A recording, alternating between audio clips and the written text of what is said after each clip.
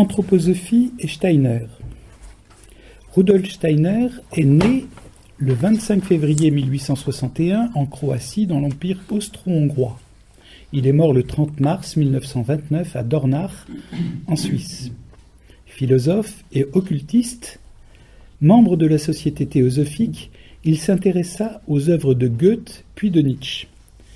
Alors, un bref rappel sur ce qu'est l'occultisme. L'occultisme désigne l'ensemble des arts et sciences occultes, alchimie, astrologie, magie, divination, médecine occulte, kabbale, touchant aux secrets de la nature, à ce qui est non visible. Et la théosophie, c'est un système philosophique ésotérique qui permettrait à l'homme de s'initier à la recherche du divin en lui et de la vérité. Helena Blavatsky, 1831-1891, avait des pouvoirs psychiques et médiumniques considérables qui subjuguaient son auditoire et ses disciples. À partir de traditions orientales et d'ésotérisme occidental, elle fonda la Société théosophique en 1875.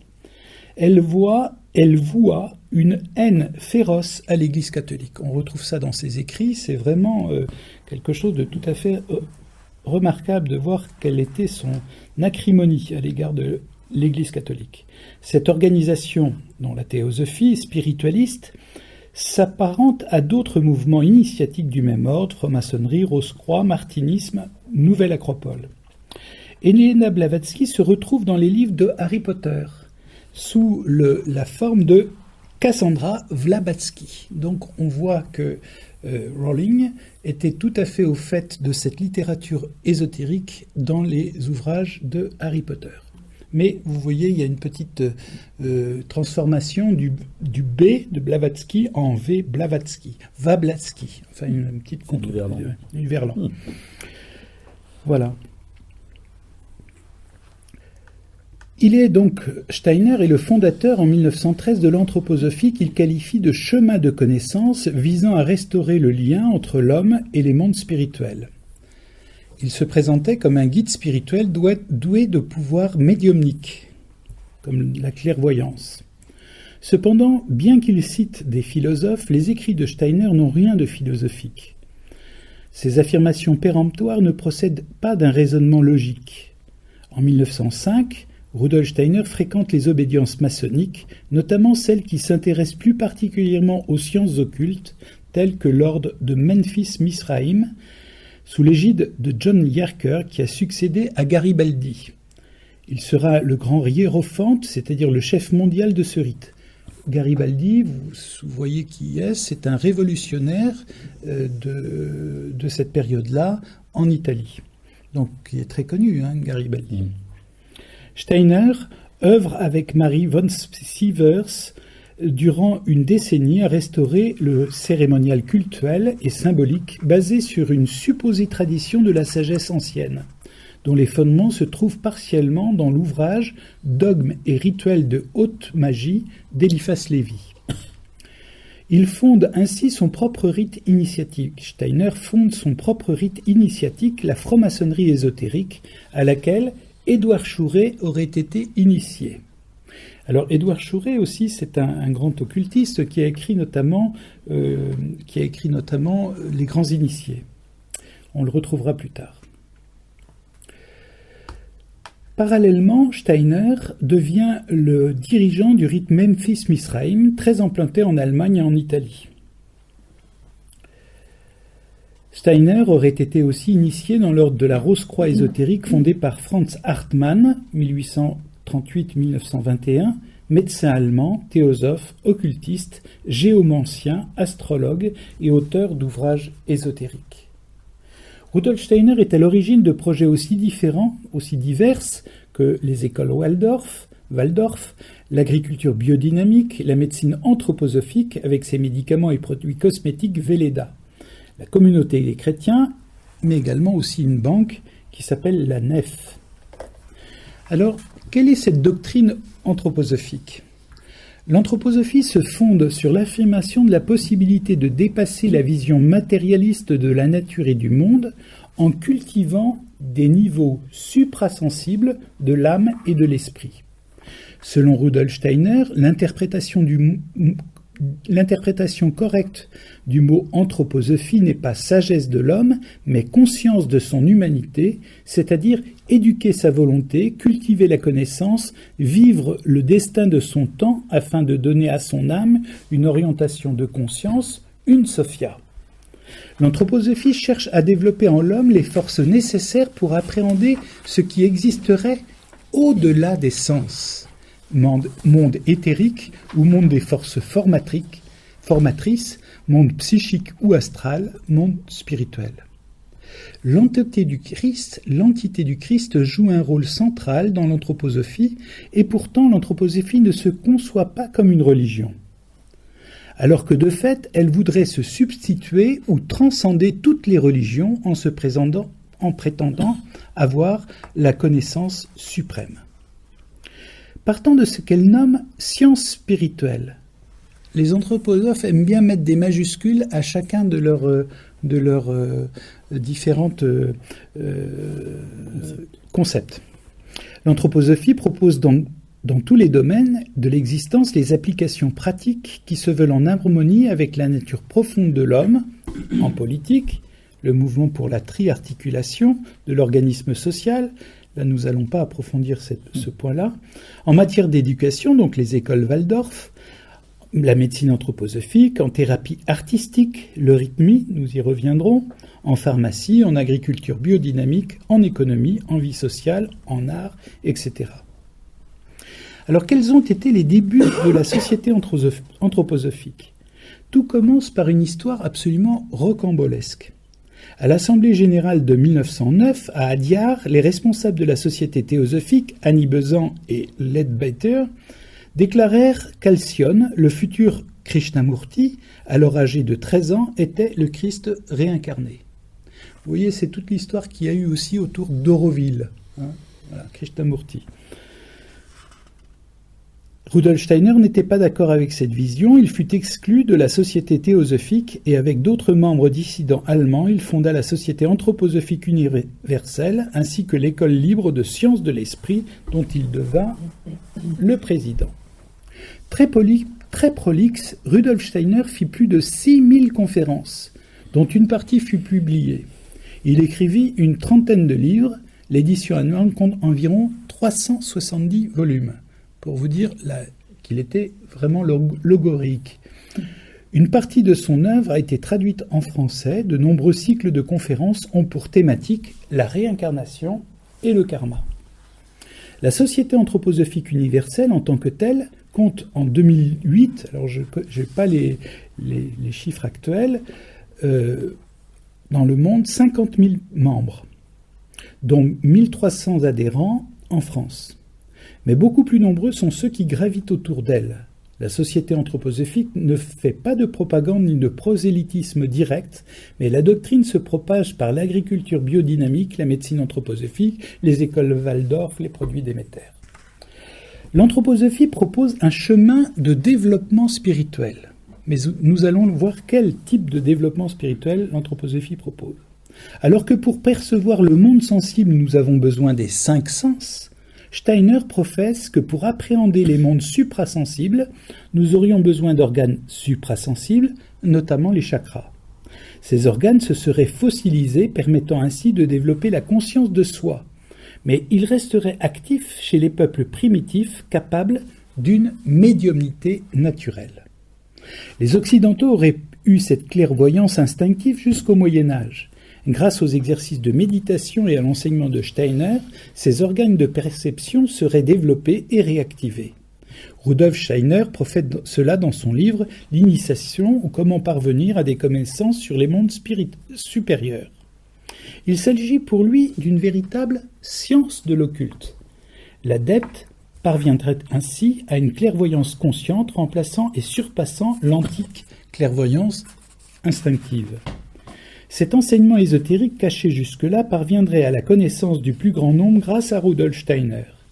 Il insiste surtout sur le développement du chakra à 12 pétales, chakra du cœur, qui permettrait de passer du registre intellectuel au registre spirituel. Alors nous allons voir quelques croyances anthroposophiques, et là c'est tout à fait hallucinant. L'anthroposophie est un sécrétisme complexe et abscon, mélangeant divers éléments de l'hindouisme, du christianisme, du bouddhisme, associés à un discours pseudo-philosophique, pseudo-épistémologique et pseudo-humaniste, sorti tout droit des fantasmes magico-occultes de Rudolf Steiner.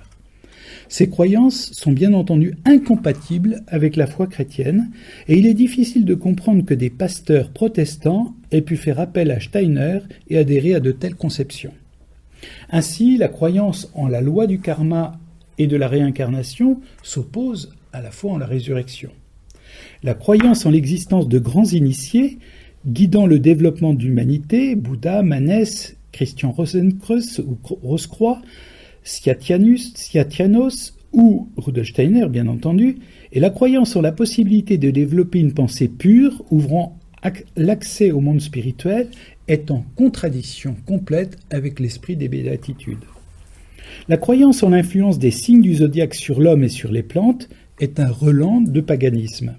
La croyance aux chakras, la croyance aux auras est incompatible avec une anthropologie chrétienne.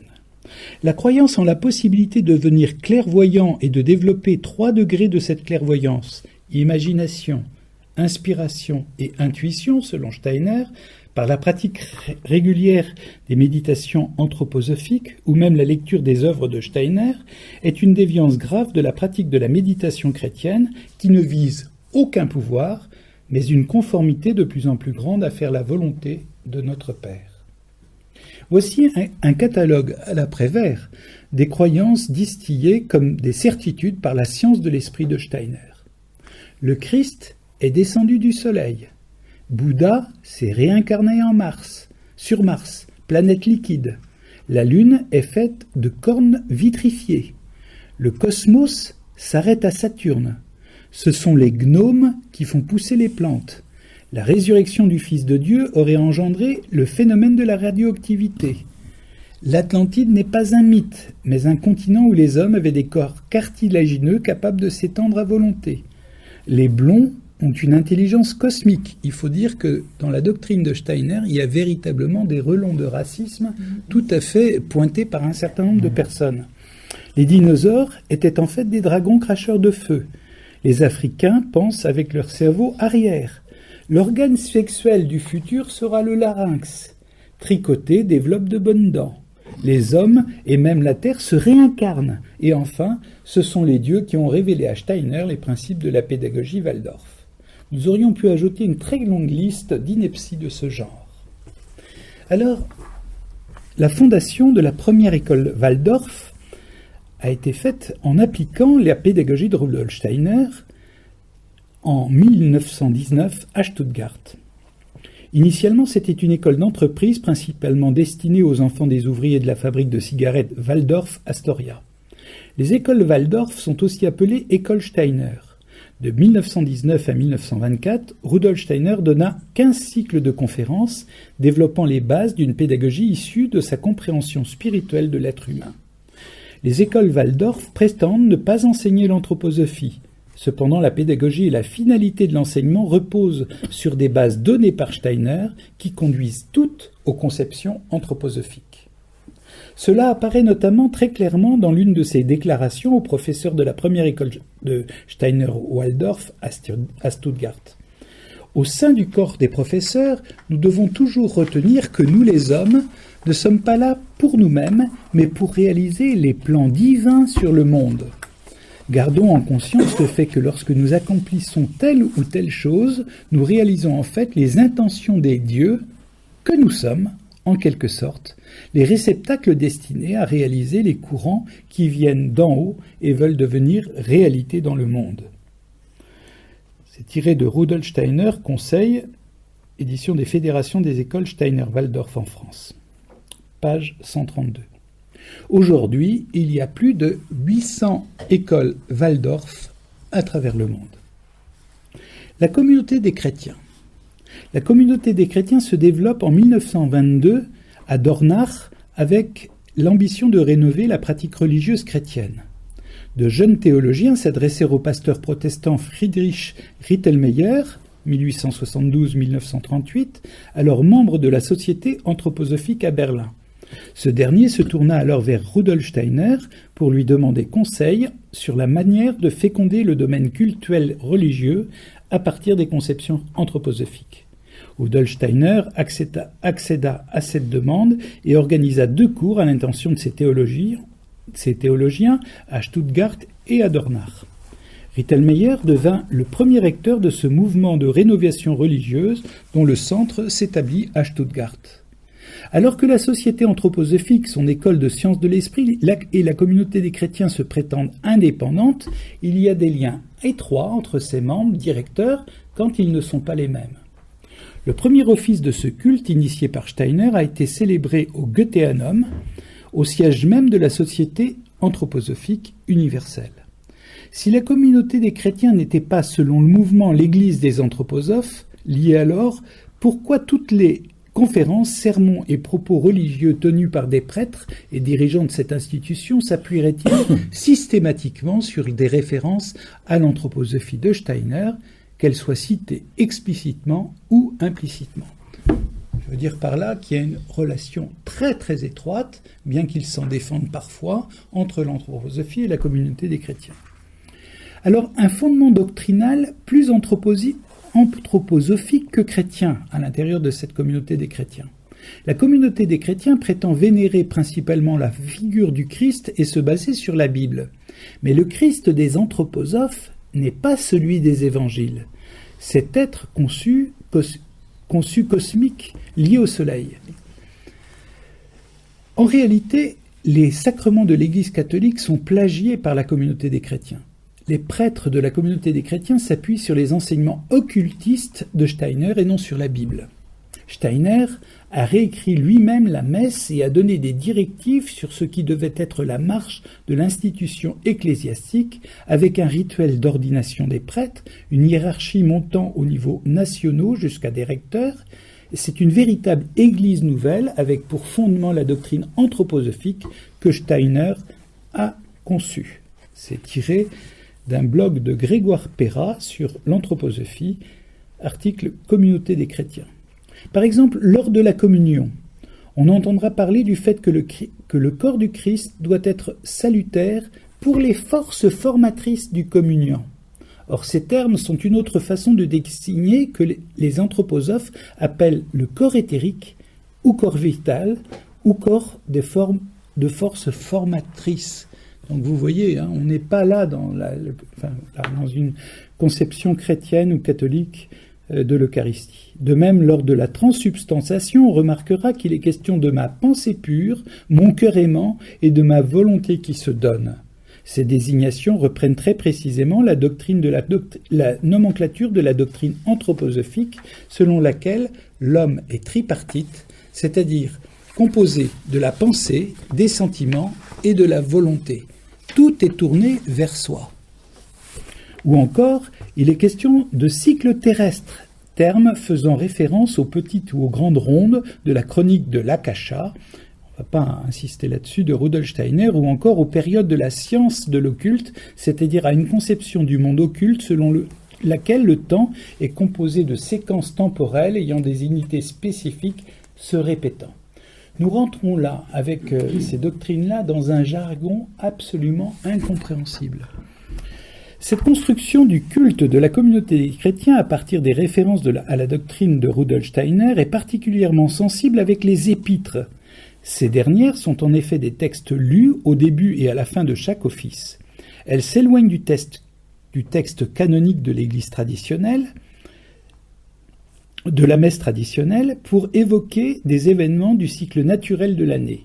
Par exemple, il existe une épître pour une saison hivernale, épître de l'Avent, une épître pour le début de l'été, appelée épître de la Saint-Jean, une épître pour l'automne, appelée épître de la Saint-Michel, une épître du printemps, appelée épître de Pâques. L'épître de la Saint-Jean est entièrement bâtie sur une dévotion à la lumière et au soleil estival. L'épître de l'Avent est construite sémantiquement sur le crépuscule hivernal à un moment de l'année où les jours raccourcissent. L'épître de Pâques sur les phénomènes atmosphériques et lumineux propres à cette saison. Cette insistance sur le vécu des saisons est typiquement anthroposophique. il doit être mis en relation directe avec le fameux calendrier de l'âme de Rudolf Steiner, un recueil de strophes mantriques où le gourou associe des états d'âme particuliers à des impressions liées à certains moments précis du cycle annuel. Et nous retrouvons cet aspect cultuel précisément dans la pédagogie de Steiner, où il fête la Saint-Michel, où il fête la Saint-Jean, où il fête Noël et Pâques, mais pas selon la doctrine, bien entendu, chrétienne, mais selon précisément l'observation de la nature à ce moment-là. Donc en fait, c'est un relent in fine de paganisme. Médecine anthroposophique. La médecine anthroposophique a des bases qui reposent sur des cycles de conférences donnés à la demande d'une trentaine de médecins et sur le livre de Ita Wegman, médecin hollandais, 1876-1943.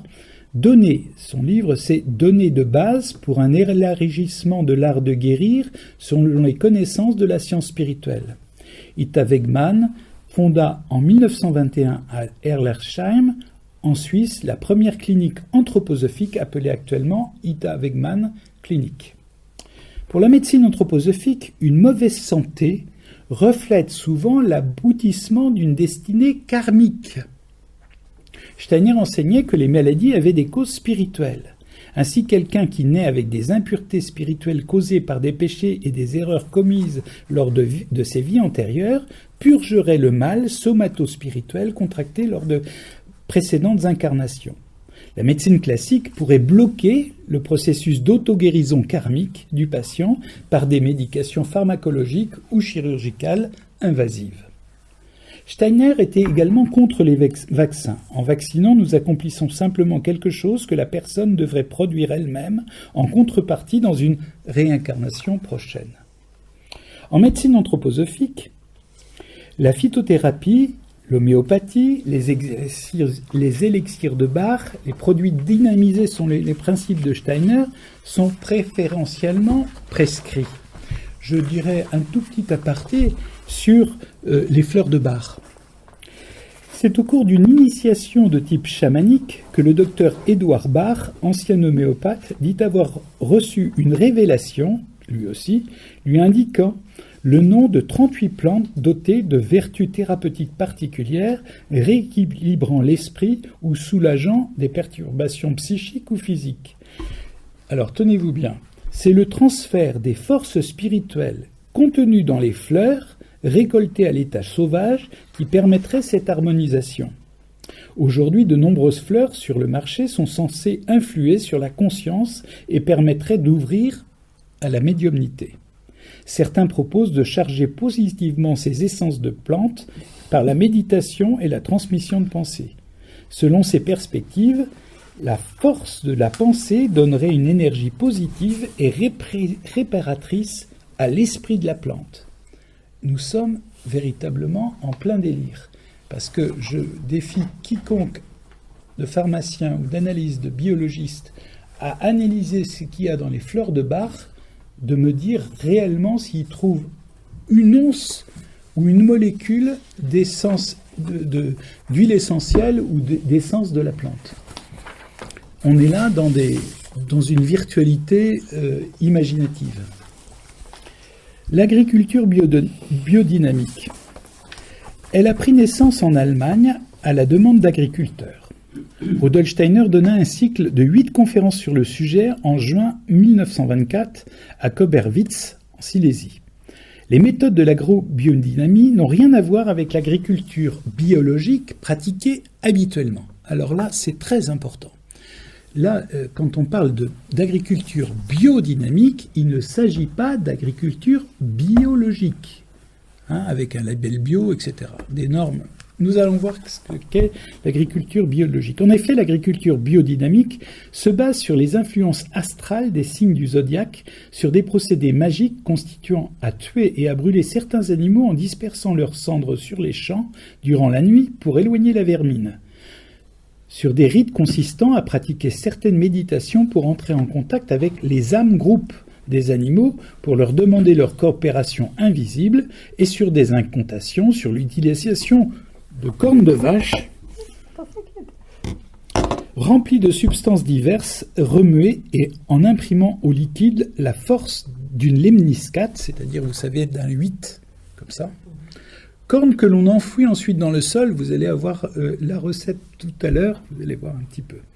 Comme autant de capteurs d'énergie spirituelle pour réaliser des préparations biodynamiques. Alors, voici quelques extraits choisis, particulièrement truculents, du chapitre 4, qui s'intitule « Théorie du fumier spirituel » du livre « Cosmos » de Michel Onfray, paru aux éditions Flammarion en 2015.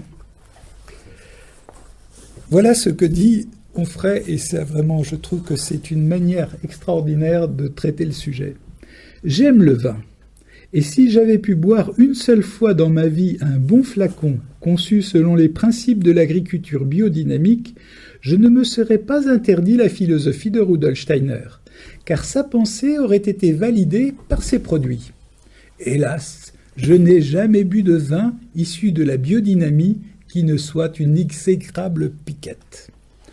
Je compris que ce vin avait moins à voir avec le raisin qu'avec l'idéologie et qu'il procédait d'une croyance qui lui donnait sa loi. La biodynamie est une pensée magique qui, comme toute pensée magique, dont la psychanalyse, produit des effets chez ceux qui y croient. Ce vin imbuvable par un amateur de vin devient le nectar le plus fameux pour un palais qui a renoncé à ses papilles au profit du catéchisme formulé en 1924 par l'ésotérisme Rudolf Steiner dans un ouvrage intitulé « Agriculture, fondement spirituel de la méthode biodynamique ». Le vin biodynamique est un genre de vin de messe. Il ne donne d'extase qu'aux croyants. Rudolf Steiner est un pur produit de l'idéalisme allemand qui débouche clairement dans l'occultisme et l'ésotérisme. Il semblerait que sur la planète, 2700 fermes se réclament aujourd'hui de l'agriculture biodynamique et que 92 000 hectares de terres agricoles soient dévolus à cette pratique. Un label Déméter certifie que les produits obtenus en biodynamie et en France, un autre label fort opportunément nommé Biodivin, garantit lui aussi les produits obtenus avec la méthode de Rudolf Steiner. Ce dernier label français est issu du Syndicat international des vignerons en agriculture biodynamique. Attention, pas biologique, biodynamique. Cette théorie biodynamique se double d'une pratique que Rudolf Steiner détaille dans sa conférence du 12 juin 1924. Il s'agit de fabriquer un fumier spirituel, appelé à régénérer, féconder, nourrir le sol, donc le sous-sol, donc le sol, à partir de pratiques qui, pour ma part, me font plutôt sourire ou rire. Steiner y conserve l'idée chère à Samuel Hahnemann, l'inventeur de l'homéopathie, de petites dilutions sublimées par une pratique du vortex dans un rituel qui convoque la bouse et la corne de vache dans un concentré de pensée magique. Alors, je ne peux pas résister à vous lire la recette tirée donc des œuvres de Steiner et citée par Michel Onfray. Voici la recette. Trouvez des cornes en choisissant des vaches du lieu, car les forces des cornes provenant d'autres bêtes étrangères au pays peuvent entrer en conflit avec les forces attachées à la terre de ce pays. Peu importe leur âge, pourvu qu'elles ne soient pas trop jeunes, pas trop vieilles non plus. Ne craignant pas la contradiction, répondant aux questions des paysans, Steiner dit qu'on pourra les réutiliser 3 ou 4 fois, mais exige des cornes aussi fraîches que possible. On évitera des cornes de bœuf ou de taureau, seule la vache est licite. Elles devront faire entre 30 et 40 cm. Si l'on veut réutiliser les cornes, on les placera dans une caisse dont les côtés seront rembourrés avec de la tourbe. Si l'on devait utiliser du fumier de cheval dans une corne de vache, il faudrait alors prendre soin de l'entourer avec des crins de cheval. Ensuite, bourrer la corne du fumier de la vache. L'hiver, l'enterrer dans un sol ad hoc, pas trop sablonneux, entre 50 et 75 cm. Ainsi, écrit Steiner, nous conservons dans celle-ci les forces que la corne de la vache avait l'habitude d'exercer à l'intérieur même de la vache, à savoir réfléchir l'éthérique et l'astral. J'espère que vous me suivez. Cette hivernation permet de vivifier le contenu de la corne On obtient donc dans celle-ci une capacité de fertilisation extraordinairement concentrée et vitalisante. Pourquoi? Comment? En vertu de quel principe? Selon quel processus chimique? Steiner ne le dira pas, il suffit qu'il en offre la formule. Plus tard, après que le sous-sol a effectué son travail magique d'éthérer le tout, sortir le fumier dont l'anthroposophe nous apprend qu'il ne sent plus du tout, puis il ajoute « il y a là des forces énormes, tant astrales qu'éthériques ». Diluer ensuite le fumier dans de l'eau. Le contenu d'une corne nécessite un demi-seau d'eau et cette quantité suffira pour traiter, tenez-vous bien, 1200 mètres carrés. Pourquoi pas 1000 ou 1500, on ne le saura pas plus que pour les autres assertions. Quand le fumier se trouve dans l'eau du seau, il faut remuer en créant un puissant tourbillon, en lemniscate nous l'avons vu tout à l'heure, qui doit toucher le fond du réception. Puis, magie, il faut inverser soudainement la rotation pour créer un vortex. Ce travail doit s'effectuer pendant 1 heure. Steiner explique qu'il vaut mieux éviter la mécanisation de ce geste et préférer l'effectuer à la main, car en brassant de façon ancestrale, le paysan transmet des informations sur lui-même au contenu de son seau. L'anthroposophe invite à mobiliser les amis ou la famille le dimanche pour transformer ce rituel en plaisir. Donc vous voyez, ça peut vous donner des idées si vous ne savez pas quoi faire le dimanche.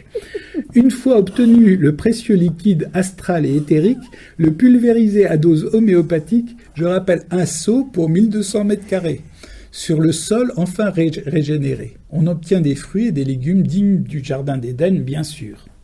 L'extravagance de Rudolf Steiner en matière d'agriculture ne s'arrête pas là. Il complète sa théorie du fumier le 13 juin 1924 en affirmant qu'il reprend à son compte les thèses homéopathiques de la grande puissance des petites substances.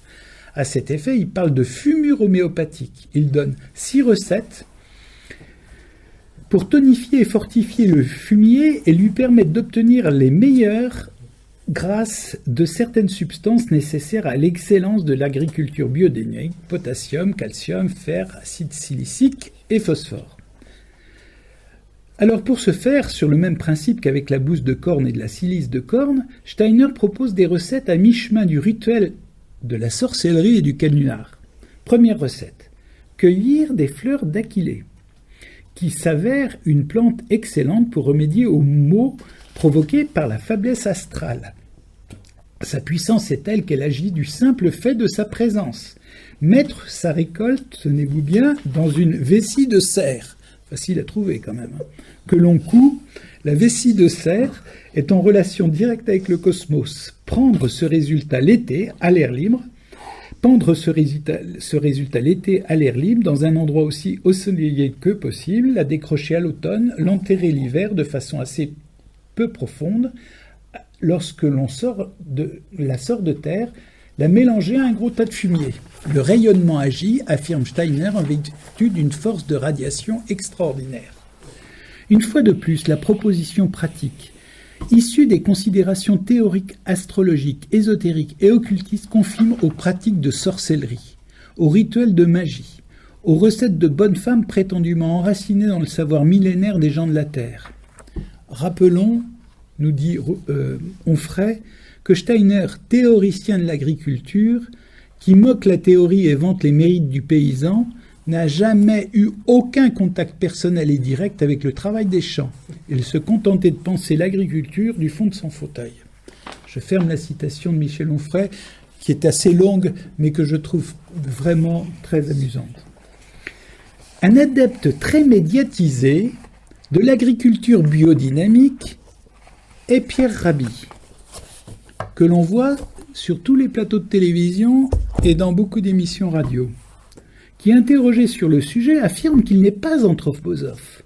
Pourtant, dans son domaine agricole, il organise des stages de biodynamie, méthode d'agriculture magico-religieuse, comme nous venons de le voir. Pierre Rabhi y fut très tôt initié. Il le raconte dans son ouvrage intitulé « Du Sahara aux Cévennes ». De plus, bon nombre de personnalités de son mouvement sont des anthroposophes, et Pierre Rabhi donne fréquemment des conférences dans des institutions liées à l'anthroposophie et les écoles Steiner-Waldorf. Voilà pour ce qui est de l'agriculture biodynamique. J'espère que ça t'aura convaincu, Philippe. Heureusement que maintenant tu n'as plus exercé ce genre de choses. Le rythmie. Dans les écoles Steiner-Waldorf, on pratique le rythmie, cet art du mouvement que Rudolf et Marie Steiner ont inventé. Le rythmie est présenté par ses adeptes comme une sorte de danse ou d'expression corporelle permettant une meilleure prise de conscience personnelle et relationnelle. Pas un mot, dans un premier temps, n'est dit sur les arrière-plans ésotériques de cette activité scolaire. Pourtant, Rudolf Steiner lui-même disait que le rythmie n'est pas une fille, mais la sœur de l'anthroposophie. Le rythmie est une sorte de grammaire gestuelle qui permettrait de rendre corporellement visibles les sonorités de consonnes, de voyelles et de phonèmes. Cette correspondance parfaitement subjective et suggestive induit dans l'esprit des enfants des gestes codifiés qui sont présentés comme immuables et universels. Le rythmie serait en effet, selon les anthroposophes, le langage de l'invisible rendu visible. Les sonorités des mots exprimeraient dans chaque langue quelque chose de l'essence éternelle de ce qu'ils désignent. En fait, le rythmie se nourrit d'autosuggestion. Lorsque les enfants font des gestes censés représenter la sonorité des mots, l'enseignement leur indique ce qu'ils sont censés ressentir intérieurement. Ainsi, les élèves des écoles Steiner-Waldorf sont accoutumés à s'imaginer qu'ils ressentent effectivement en eux-mêmes telle ou telle chose, alors que celles-ci leur ont été suggérées. On fait croire aux élèves qu'ils ont découvert par eux-mêmes, au fond d'eux-mêmes, certaines idées qui en réalité ont été implantées dans leur esprit sans qu'ils ne s'en aperçoivent. En anthroposophie, une large place est réservée à l'intuition, au ressenti. Mais les enfants qui ont subi cet enseignement sont de fait formatés jusque dans leur inconscient pour aborder la vie selon les conceptions du maître Steiner. Il est fréquent que les réunions anthroposophiques commencent par des gestes de rythmie, avec la consigne que chacun prenne bien conscience de ce qu'il pense et de ce qu'il fait. En réalité, l'adepte reproduit les schèmes de pensée qu'on lui a inculqués. Alors la doctrine sur le corps. Pour Steiner, le cœur n'est pas une pompe et le sang circule de son propre chef grâce à la force vitale qui porte en lui. De même, il enseignait que le cerveau n'était pas impliqué dans la connaissance.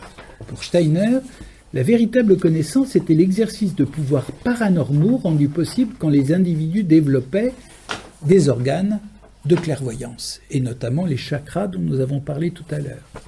Le corps aurait une structure ternaire, c'est-à-dire un corps physique, un corps éthérique et un corps astral. Le corps physique, la partie visible, est le seul qui est reconnu et étudié par la science. Le corps éthérique est pour Steiner, à la suite des occultistes, le corps vital, ou un champ de force qui permettrait le développement du corps physique et son maintien en forme. Le corps astral est appelé par Steiner corps psychique, corps de conscience, ou parfois corps des désirs ou corps animique. Il serait de forme ovoïde, et ce corps astral serait perceptible par les clairvoyants qui l'assimilent à l'aura. Ces couleurs varieraient en fonction des climats intérieurs de la personne et de son état de santé. Alors ce qui fait l'unité de tous ces corps-là, c'est le moi qui est considéré comme l'entité supérieure immortelle de l'homme, censée agir dans l'âme et qui susciterait ainsi l'être conscient. Les corps spirituels, le disciple qui suit le chemin spirituel de Steiner, les corps supérieurs, pardon.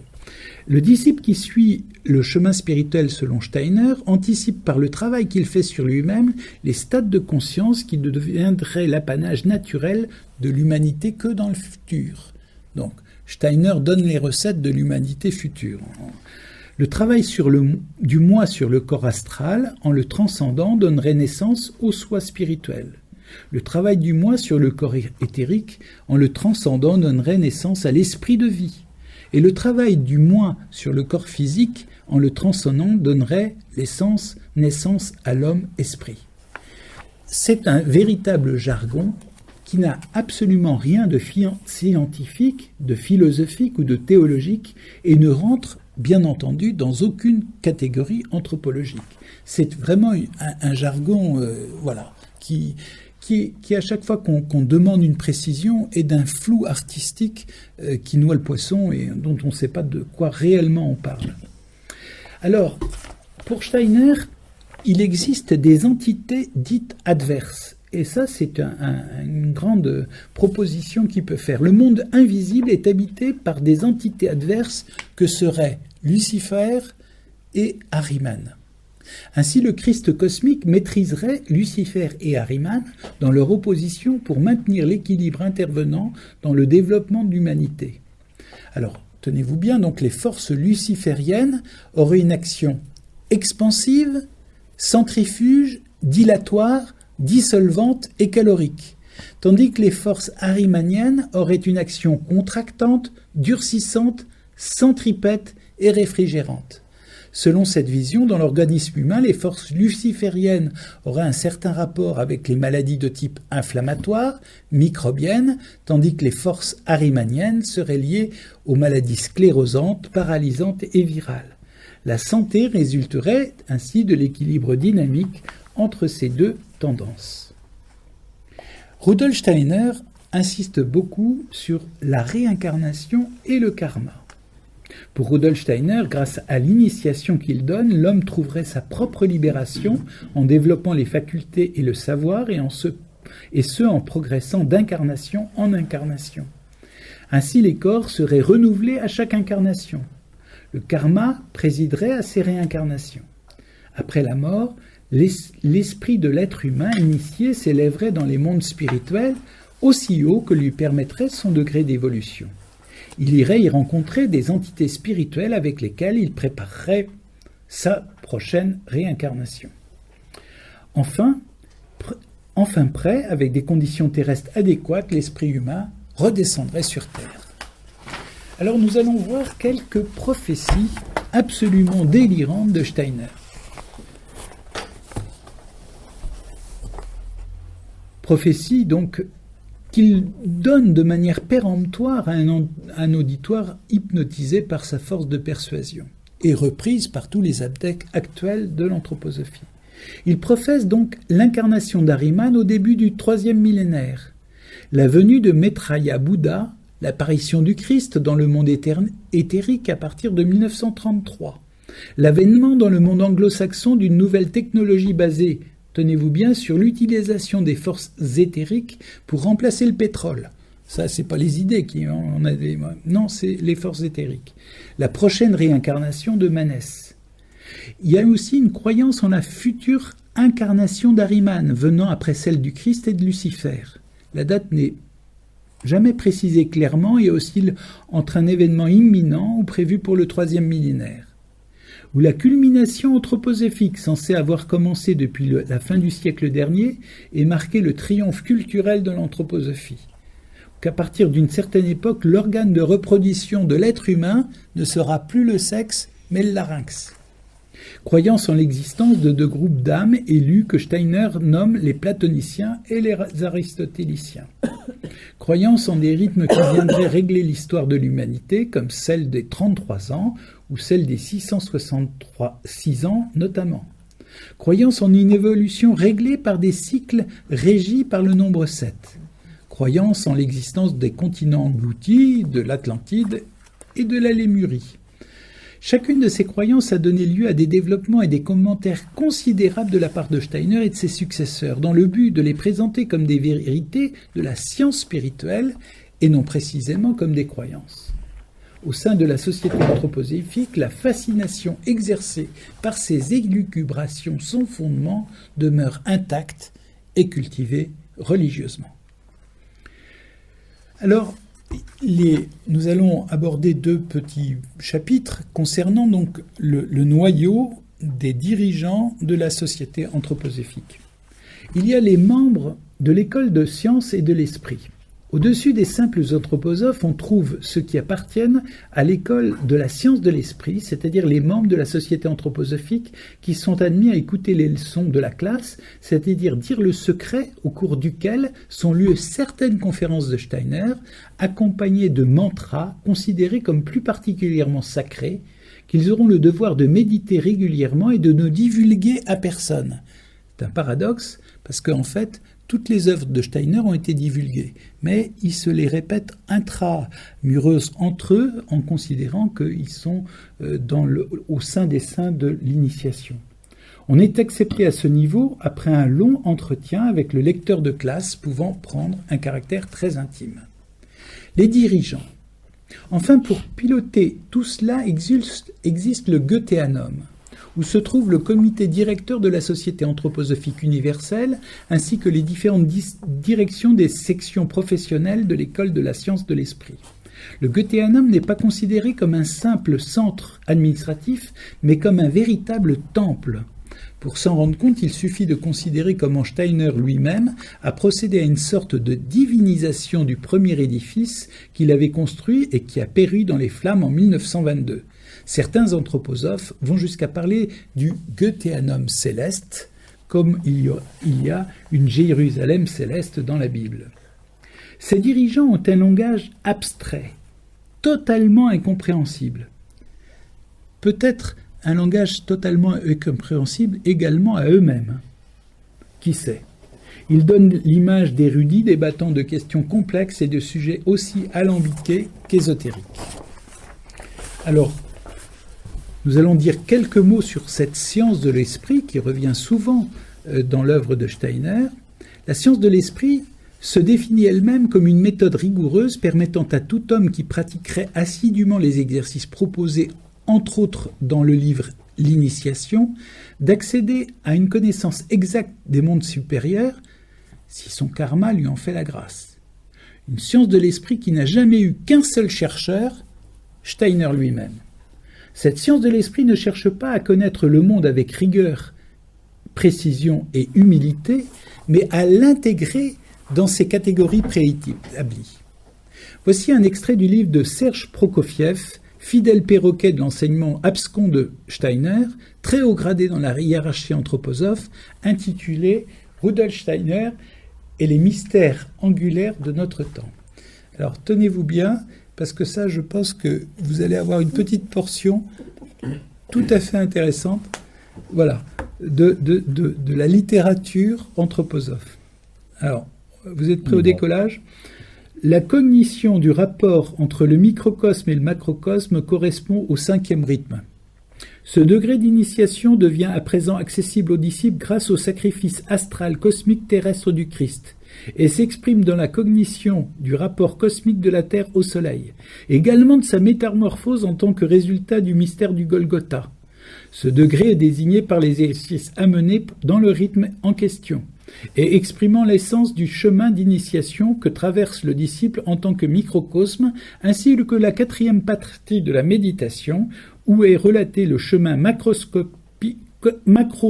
macrocosmique du Christ à partir du Soleil vers la Terre, en tant que modèle cosmique primordial de toute véritable initiation terrestre. Voilà. Je pense que là, on atteint des sommets. Sur les 574 pages de cet ouvrage, pratiquement chaque ligne est écrite dans ce style à la fois touffu et incompréhensible, mais qui sait se donner des allures pseudo-scientifiques. Dans cet ensemble saturé de références mystérieuses, on est comme noyé dans une architecture de rapports sémantiques que des phrases interminables parviennent à peine à supporter. Il devient ainsi impossible de comprendre quoi que ce soit à un tel verbiage. Tout ce qu'on en retient, c'est que l'auteur a l'air de maîtriser parfaitement son sujet, connaître comme sa poche, à la fois les processus initiatiques, la marche spirituelle passée et à venir de l'humanité, ses rapports au Soleil et à la Terre. Ainsi, l'anthroposophe, qui lit continuellement ce genre de littérature, finit-il par avoir l'impression qu'il sait pertinemment ce qui relève de l'avenir proche ou lointain de l'humanité. Il finit par être comme écrasé par des monceaux de références dressant dans son esprit un édifice monumental où sa pensée se trouvera prisonnière. En outre, c'est l'ossature même de la logique qui, par la méditation anthroposophique, sera son dernier ressort brisé. Nous pouvons le voir, par exemple, dans un petit texte de Rudolf Steiner, extrait du calendrier de l'âme, c'est-à-dire l'un des textes que les anthroposophes méditent régulièrement tout au long de l'année et récitent à chaque ouverture de certaines de leurs réunions. Voici le texte médité de Rudolf Steiner à chacune des réunions anthroposophiques. « Ma pensée en sa force aujourd'hui s'affermit, à la naissance de l'esprit associé. Elle éclaire des sens le sourd enchantement, lui conférant pleine clarté. Si l'âme tout entière au devenir de l'univers cherche à s'unir, la révélation de ce monde sensible doit en elle accueillir l'éclat de la pensée. C'est vraiment invraisemblablement incompréhensible. Anthroposophie et New Age. L'anthroposophie se présente comme une science de l'esprit, nous venons de le dire. Ses adeptes s'offusqueraient d'être assimilés à la pensée du Nouvel Âge. Il y a, il est vrai, une différence de date entre l'une et l'autre. L'arrivée de la nouvelle conscience de l'homme et de l'ouverture de ses nouvelles potentialité est arrivée pour le New Age. C'est actuel pour la philosophie du New Age. Alors que l'anthroposophie ne voit cette perspective que pour 3573. C'est quand même très précis. Les anthroposophes n'ont rien à reprocher aux Mansi. Bien au contraire, Steiner se présente lui-même comme un grand médium, un maître en astrologie, voire un exorciste. Ainsi, médiumnité, magnétisme, divination sont considérés comme des sciences spirituelles à part entière, à condition cependant que leurs praticiens soient validés par Steiner et ses successeurs. L'anthroposophie a des contours si flottants et ambigus sur le plan doctrinal qu'elle peut phagocyter tous les types de pratiques et de croyances, même si elles sont contradictoires. Les grands chantres du New Age font référence à la théosophie d'Helena Blavatsky, à Annie Besant, dont s'est inspiré Steiner. Leur cousinage, le cousinage entre l'anthroposophie et les courants du Nouvel Âge, sont évidents. Alors, maintenant, vraiment, je vais être extrêmement bref dans le résumé pour essayer de synthétiser tout ce que vous avez subi ce soir. Voilà le résumé conclusif. Steiner déclare que ses œuvres ne sont pas faites pour être lues, mais pour être méditées. Ses adeptes considèrent ces textes comme sacrés, textes qui seraient en eux-mêmes initiatiques. Mais la pensée de Steiner est nébuleuse, ses concepts flous, ses affirmations ne reposent sur aucun fondement vérifiable. Le jargon de Steiner, sublime pour ses disciples, demeure incompréhensible pour quelqu'un d'extérieur. Il faut subir une fascination quasi hypnotique pour adhérer à cette doctrine de ce maître de l'enfumage. Je voudrais, pour terminer, faire référence au blog remarquable dont je me suis servi abondamment pour une analyse approfondie. Donc, je recommande particulièrement le blog de Grégoire Perra, qui a passé son enfance, son adolescence, puis est devenu enseignant et membre important de la société anthroposophique, avant de prendre des distances et d'analyser le mouvement et ses ramifications. Il est actuellement philosophe. Grégoire Perra.